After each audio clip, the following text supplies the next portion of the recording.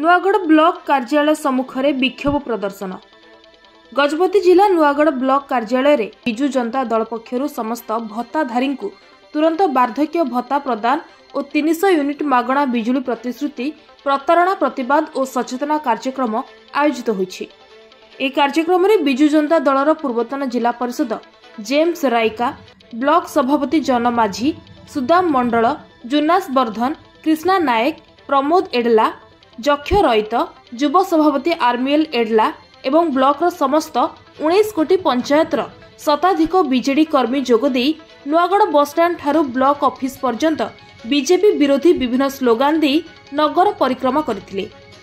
एही परिप्रेक्षी सरकार बारंबार जनता को न ठकी 300 यूनिट मागणा बिजुली और भत्ता वृद्धि करने देइथिबा प्रतिश्रुति को यथाशीघ्र पूरण करने लिखित भाव नुआगढ़ बीडीओ माध्यम स्मारक पत्र प्रदान करथिले।